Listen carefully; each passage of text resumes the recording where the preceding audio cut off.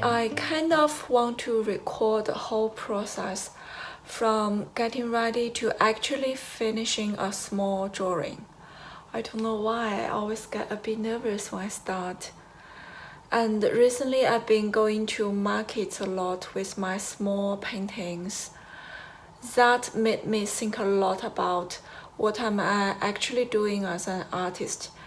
So I'm going to share my thoughts about it as well as making a small drawing.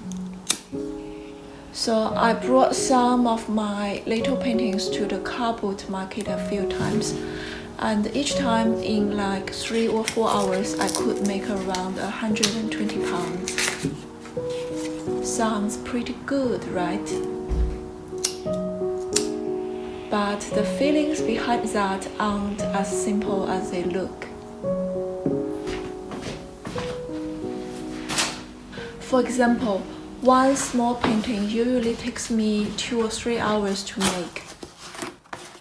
But in a car boot, the price I can sell it for is maybe like 20 pounds.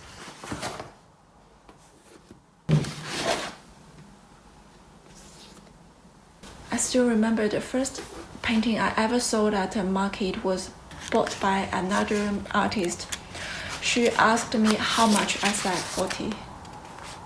She tried to bargain and I told her, this took me 3 hours to make. I'm literally pricing it at minimum wage, not even counting materials. She paid immediately. Artists really do understand artists. After going to several markets, I need to constantly making new paintings for selling. Sometimes I worry I'm squeezing my inspiration too much, and I'm afraid that if I get used to making these fast little paintings, I'll slowly lose the deeper part of my practice. So recently, I started raising my prices a little, not in a dramatic way, just giving the work a more reasonable presentation. When I first started, I didn't even package anything. Then I added transparent sleeves, and now I'm adding mat boards. And once you add a mat board, it suddenly looks so much more expensive, so much more complete.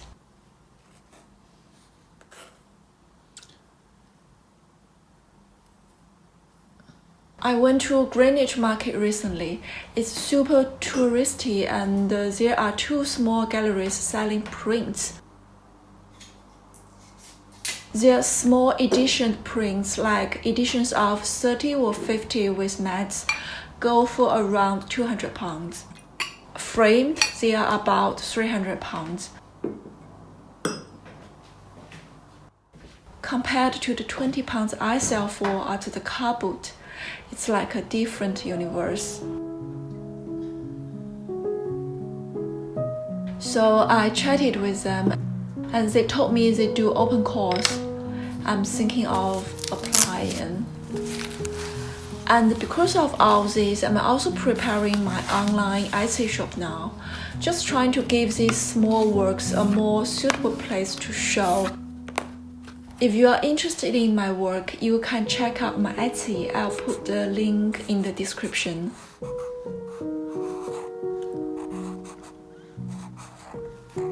But even when the prices don't go up, something about the market always gives me these touching moments. There was a guy not even planning to buy anything, but I could see he really loved one particular drawing. It was a camel I did after my trip to Egypt. No one usually asks about that one, so I just gave it to him. He came back later and bought one of my small sketches, the 5-pound ones. He gave me 10. because the skin of the persimmon is very smooth and the leaf is a little bit rough. These are the watercolor pencils I use, and I'm trying to apply some water. I hope everything goes fine.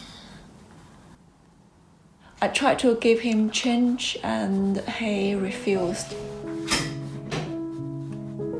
That moment made me feel like there really is something beyond money, something human.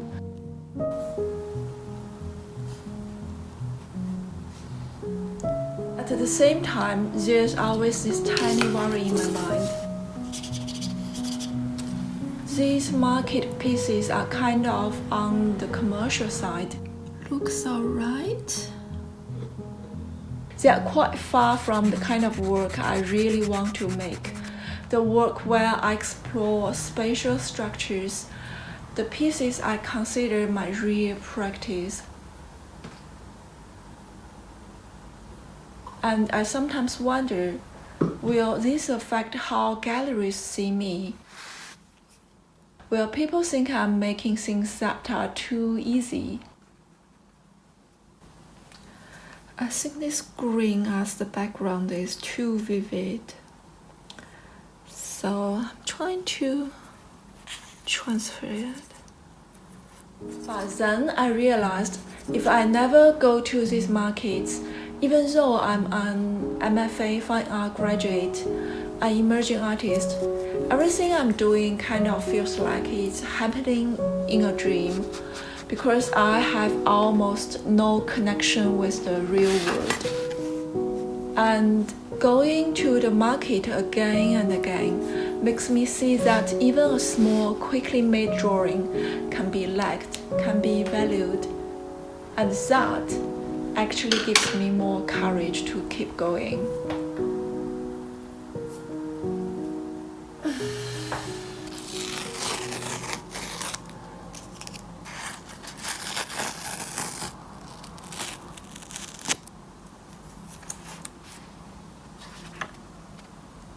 Look how messy my desk looks like now.